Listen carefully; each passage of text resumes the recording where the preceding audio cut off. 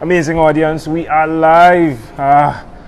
Things have been tight with our schedule, so what we decided to do is to bring in Derrin Slack, to space out things some, right? To slacken it up a bit, right? Yeah, a little bit. I haven't heard that before. Was it smooth or did it? It's all right, right? It's all right. It's all right. Darren, it's a great pleasure to connect with Yes, you, my pleasure to friend. meet you too. Yeah, so tell me, which of your talents is responsible for us connecting at this time? Which of my talents? Yeah. Oh, of them, I have many, but my talent here is being CEO of an organization called ProAct Indy. Ooh, tell me more, please. So ProAct, we are a service learning organization, and we focus on targeting at-risk youth and engaging them in community service as a way to build their character and esteem. Everyone here has been talking about community thus far. It's like the core foundation of what you all do in this network, is it? Absolutely, yeah. Community is very important. Yeah. Right? Yeah, I'm a firm believer that programs don't change people. Right, people change people. Yeah. And so people make up that community. So we need those communities to feel connected, to feel like we belong. And so that's why it's so important. Yeah. Right? So who did you learn that from? That community is so important. I started with my family. Yeah. Now don't tell me you have 22 children as well that were in your family. I have 50 children in our family. Wow. No, I'm just joking. All right. No, but my dad does have about 50 grandchildren. Right? Wow. So he has 8 kids, and with all of us 8 children and 8 siblings, it's about 50 grandchildren. Wow. Yeah, so it's a big family is a family. big thing as well. Absolutely. Yeah, we love our family time. We love to get together. So you learned that from him? Right, yeah. Yeah, from my family. Your community? Yep, exactly. Yeah. And from personal experience too, right? I really didn't understand the value of community until I became of age. So I became an adult, right? Because I realized what community did in my life and the value of having other people speak to me and me respond to that, how that has changed me. And so that's where that experience has helped me as well. So that's intriguing. Yeah. So tell me a bit how it impacted your life, please. How community yeah, has impacted my life? Well, I have a disability, or a perceived disability. right. And that's a stuttering problem. So with the stutter, not being able to speak sometimes, especially as a kid, that really caused me to have very low self-esteem. And so growing up, I had this big gaping hole inside of me that really impacted my life. It really impacted the way that I saw other people and the way that I saw myself. And so there were caring adults in my life and caring people who saw potential in me.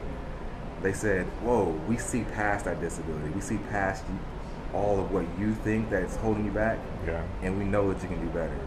So they really took time and sometimes their money and really invested in me to really show me my value and show me my worth. And so it wasn't until I got to college to where I went to Botswana, Africa on a mission trip, and that community really impacted me. Yeah, how being so? involved in that community, because it impacted me because as a stutterer, I didn't feel comfortable going to a foreign country to share stories with people. Yeah, it makes to sense. Speak to people, yeah, right? Because you're thinking, it's like that story with Moses, right? Like Exactly. Yeah, exactly. And so I come from a faith background, right? And so going to a trip like that, on a mission trip, nonetheless, right? I didn't feel comfortable where I was in my walk in my faith to go on that trip. Yeah. Especially being a stutterer. And then I couldn't afford it. But someone in my community paid my way. Wow. Right? And that took away my excuses. And then I went on this trip, spoke in front of a group of 200, 300 people, and to my surprise, there was no stutter at all. And it was the first time in my life that I felt God working through me. Wow. And saying, Derrin, you didn't make your mouth, I did. Wow. And that made all the difference for me. Just being around a community like that invested in me to go on this trip, but really that sparked my passion for service, my passion for community, my passion for building relationships. And so after that, I went to Ethiopia, I went to South Africa, Wow. Israel, Palestine, Ireland. I mean, I went all over the world just serving other people. And I realized that the act of service wasn't changing me.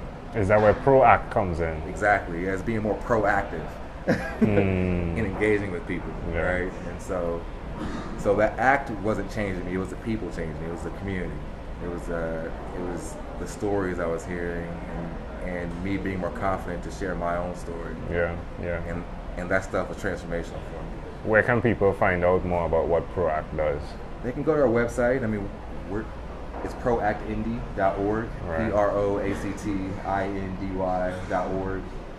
We're on social media at ProAct Indy. It is our handle on Instagram, Facebook, and Twitter. Yeah, sweet. So, yeah.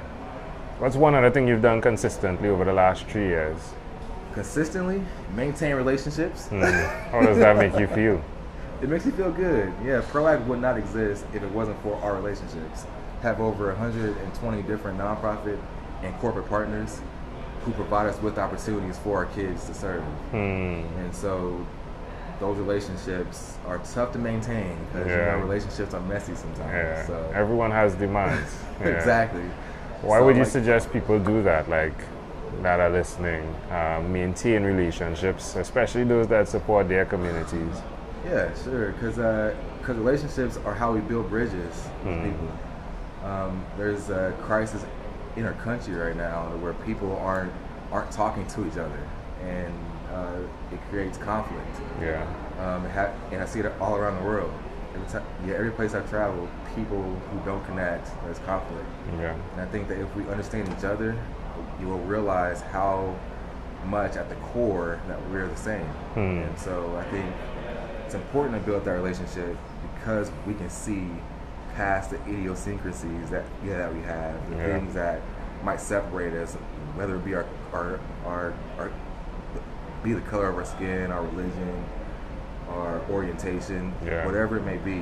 I think if we take time to truly know people and their hearts, then we can change the dynamics of our communities. Right? I agree. People can really understand that at the core of everything, we all have the same values. Yeah, I love that. So, I'll up him and say as well, there's so much great food as well when you do that.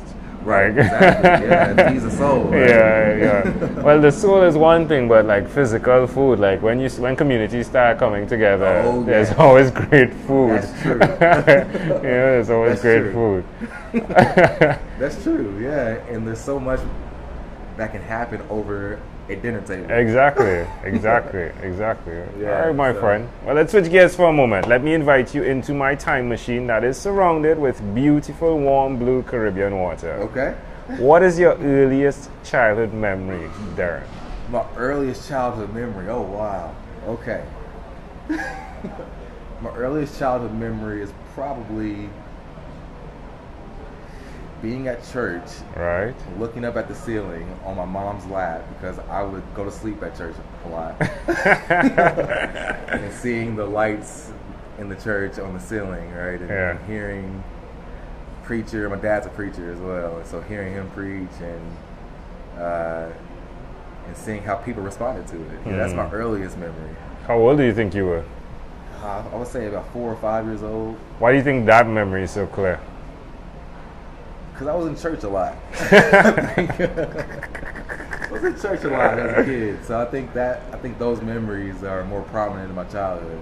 Do you see that memory connecting to who you are today?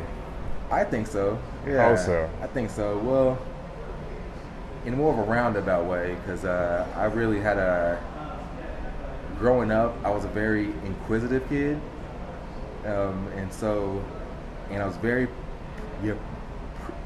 precocious. So I would ask a lot of questions and figure out why. That was my favorite question. Why do we do this? Why do we do that? And I didn't really get those answers in my church I grew up in. And so once I got older and started to explore my own, I think having that background really set the pace for me exploring other avenues and being more apt and more courageous to connect with other people, to learn what their stories are. So That's I think amazing. that informed that. What if the part with your mother though, laying on your mother's lap, how would you connect that though? I think Comfort. Okay. Okay. Do you both have a great relationship, your mother and you? We do, yeah. I think we do. Yeah. That's cool. Yeah, so Can I offer an interpretation to the thought picture you created in my mind? Sure, yeah. Sometimes when you are in life, sometimes looking in the direction everyone is looking in is not always going to give you the answers you need. Right. So everyone is looking forward to your father at the time, right? Yes. But by you looking in another direction, and the thoughts and everything that goes with it, you've accomplished so much. Sometimes it's good to look in a different direction. That's exactly right. Yeah. Especially, it's important to envision yourself in other positions and other places sometimes. Because if you don't know where you're going, how do you know when you get there? Exactly. I love that. I love that. So, if we fast forward to when you were 12 years old on this time machine, right? Okay. So we just left 3, right? Or 4, right? You were 4, right? So we're 4 or 5. All right, 4 or 5. So we're 12 now. What's your favorite song? My favorite song at age 12? I was probably listening to a lot of Will Smith. Right. What's one song by Will Smith? Getting Jiggy with It. Yeah. I watch The Fresh Prince of Bel-Air all the time. Yeah. I know the real song, so not just the theme song, which is short. I know the whole entire song of the theme song. So let's do that. No, this is the story all about how my life got flipped, turned upside down. I'd like to take a minute to sit right there. I tell you how the King of Prince of a town called Bel-Air. That's wonderful. That. Yeah, so I probably listened to a lot of Will Smith around that time. All right, my friend. You definitely with a Fresh Prince, your father being the pastor and you doing the other things, right? Exactly. All right, my friend, we've arrived at our destination, but before we get off of this time machine, there's a small declaration form. So it's yes or no, possibly a bit more. Okay. Have you, Derrin, chosen someone to pass on your skills to? I have. Are you married? I am. Do you have children? I do. How many children do you have? 2 kids. Okay, congratulations. Do you believe in God? Do I what? I'm sorry? Do you believe in God? I do believe in God. Do you have an inner circle of friends? I do. Do you watch TV for more than 3 hours a day? Yes. All right. What about screen time, the phone and or the computer? More than 8 or less than 8 hours a day? Less than 8 hours a day. If you had to share with us your own unique real statement, a statement that represents who Derrin Slack is, what would you say that is? Statement who represents Derrin Slack is, unless someone like you cares a whole awful lot, nothing is going to change. Love it. That's Dr. Seuss. Love it. Say it again slower. Unless someone like you cares a whole awful lot, nothing is going to change. Yeah. It's not. Love it. Dr. Seuss. Dr. Seuss. Boom. Hey, this is a great pleasure. Before you leave, is there anything else you'd like to share with our amazing audience? Follow ProAct on social media. Check out our website. And if you want to engage and get your church, your business, your school community in the community, reach out to us. Love it. Yeah, that's it. Derrin Slack, thank you for being on what is inspired by 12-minute Convos with Angel Jones. Hey, thank you so much. You're welcome. Great pleasure. Yeah.